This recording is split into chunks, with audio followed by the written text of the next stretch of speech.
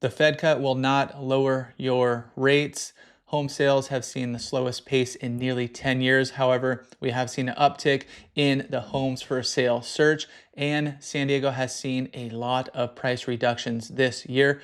What does that all mean for you? Let's get into that right now. So the Fed cut won't lower your rate is the email I just got from our lender where he's breaking down what potentially might happen coming up to September. With all the talk about the Federal Reserve, many people are waiting to see what happens at next month's meeting before making a decision to purchase or refi a home. Here's what you need to know. A 0.25% rate cut is already priced into the market. So if the Fed cuts by that amount, mortgage rates likely won't move lower. If the Fed doesn't cut, rates could actually rise a little bit, adding some uncertainty to the market. A larger cut of 50 basis points or more is highly unlikely given strong retail sales and persistent inflation. So what are the odds that the Fed is actually going to cut the rate? Next meeting is just over 28 days from now in September, and it looks like there is an 84, almost 85% chance that the Fed is going to cut rates. There's about a 15% chance that they're going to stay, and they are saying there's a 0% chance at a 50 basis point cut. So the article from Realtor.com, the Fed rate cut grows more likely as inflation holds steady at 2.7%. As we are going through, you can see headline inflation holds steady in July.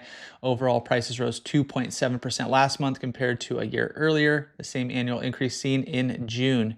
So we're sitting right around here. Obviously not at that 9% we had just back in 2022. So Jake Krimmel, senior economist at Realtor.com, says recently borrowing costs have ticked down, but affordability is still stretched. And I'll show you what mortgage rates are doing right now because they have seen a bit of a dip down. But this next part is important. It kind of goes with the email that I was reading earlier. Importantly, a Fed cut doesn't guarantee relief, as 10-year Treasury yields, inflation expectations, and the bond market's reaction all factor in. If inflation runs hotter, the path for mortgage rates gets cloudier, with markets likely keeping borrowing costs higher for longer. So even though the Fed funds rate might drop, there's an 85% chance that we do see a cut in September. It doesn't necessarily mean that mortgage rates are going to continue to go down. So here's our mortgage rate update, sitting at 6.6% on August 19th right now. We were a little bit lower last week at 6.53, so a little tick up, but still well under that 7% where we did get in May.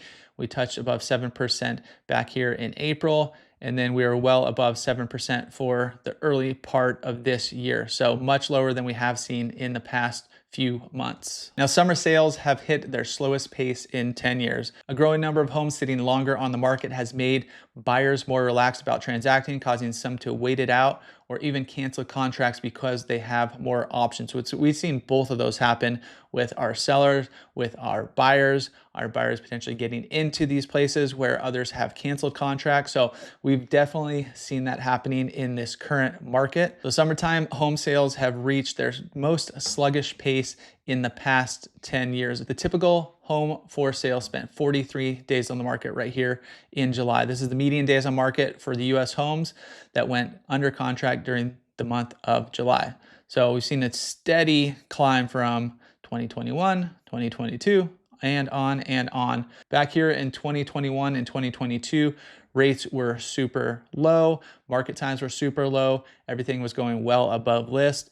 As that trended down, there's been more inventory coming on the market. We've also seen less buyers, less demand out there, causing homes to sit a bit longer. And so that 43 days just overtook 2020, 19, 18, 17, and 16. Last time we saw this long of market times was back in 2015. And looking at San Diego County, the trend is the same. Now, usually we see kind of this dip going into the summer months, and then it comes out going longer market times, longer days on market as we go towards the end of the year.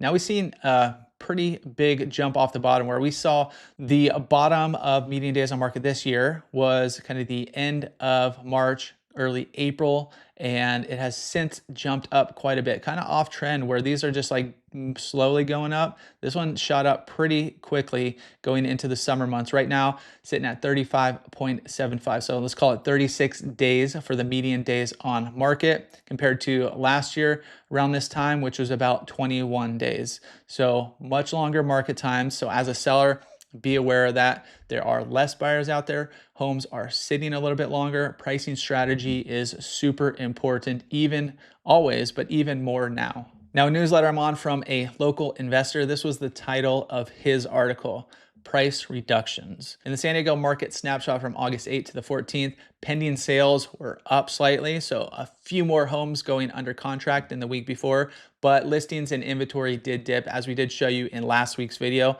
Rates eased to 6.58%. That was last week as well. Obviously, you saw where it was, right around there, sparking a small demand boost. So as we do trend down, we'll show you that in the coming articles here. As rates do approach 6.5, going towards that 6 marker, we will likely see more buyers getting into the market. A little bit more affordability, and just psychologically, rates going down, especially as we get to those, main markers of like 6.5, 6%. Psychologically, buyers are seeing that as an opportunity to get into the housing market. Price reductions rising. Detached homes was 34%, while attached homes was 38%. So 34 and 38% of homes on the market did have price reductions. Now the market is stuck, this newsletter wrote.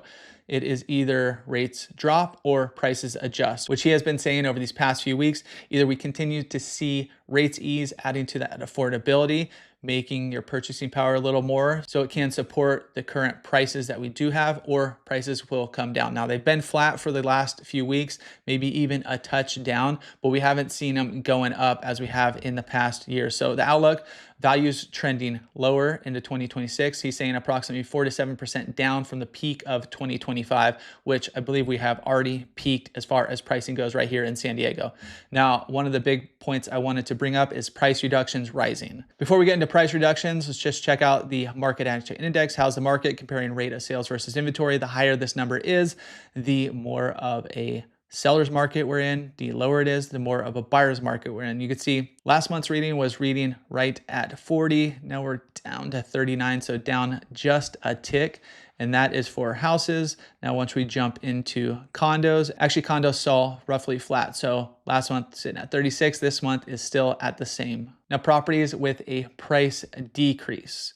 Right now we're sitting at 37%, or 36.91. So let's call it 37. And continuing to track up a little bit from our lows in January 22 all the way up here. Now we're well above last year of 31%, well above August of 2023 at 24%, but still not quite where we were in August of 2022. So we're still a little bit below that. Now this time frame where we did see very low price reductions in early 2022 to a lot right here, a lot of that was due to interest rates. So interest rates went up, and they went up quick, causing a lot of buyers to pause, take a breath, see what's happening. That made market times go up a little bit. That made sellers start reducing their prices to come back to the buyers that were in the market. So sitting about 38.5%. We're not quite there yet, but we are trending up. And that's for single family homes. Jumping into condos, you can see it is actually a bit higher than that, where we went down a little bit from last week, about 44.5%. Now we're sitting about 43%. So this is actually above where we have been. And it kind of goes with the story that we tell you all the time. Depends on what market you're in, what you're searching for, your parameters, all that kind of stuff.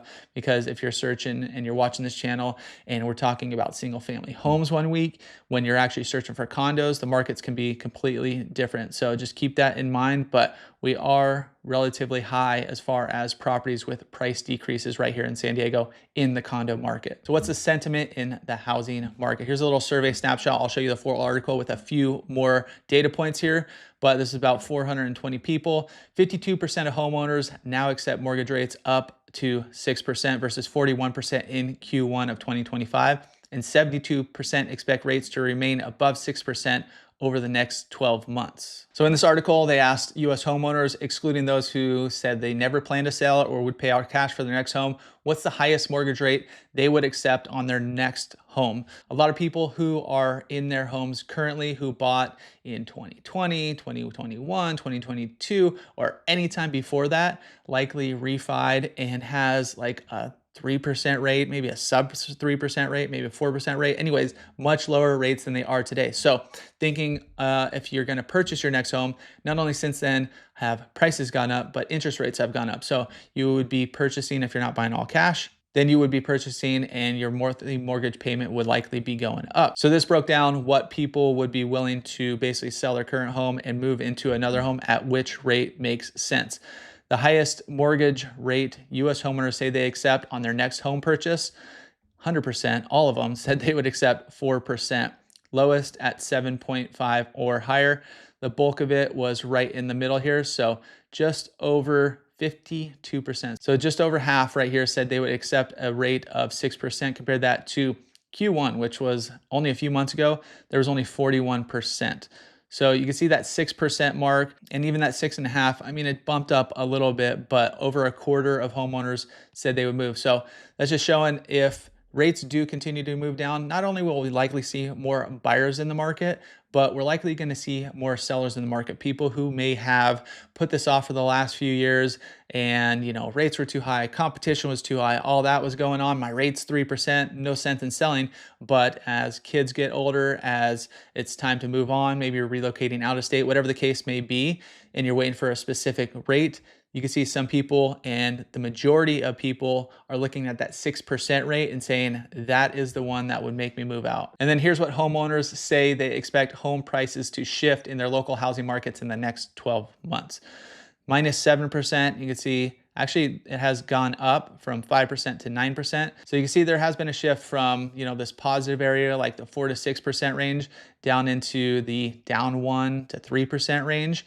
And a lot are saying, we're just going to stay in the middle, but the bulk is saying the standard 1 to 3%. But there has been a shift from Q1 to Q3 of expectations of homeowners as far as what homes are going to do. But with all that, with mortgage rates coming down a little bit, homes are sitting a little bit longer, there is a little bit of movement in the market as far as buyer demand, because buyers are still browsing. They're browsing homes for sale, and it just hit a 2-year high search on Google. And now a lot of the videos we've made is talking about buyer demand, how many buyers are in the market. Obviously, homes are sitting longer. While that is all true, it's also true that as interest rates have come down, as buyers who have been sitting on the sideline for the past few years are starting to think about getting in the market. You can see that from the data here from Google. Google Trends data shows that online home buying activity reached a 2-year high in July, despite mortgage rates in the high 6%. Now they have fallen a little bit since then. Now Google Trend tracks how often specific search phrases are used over time.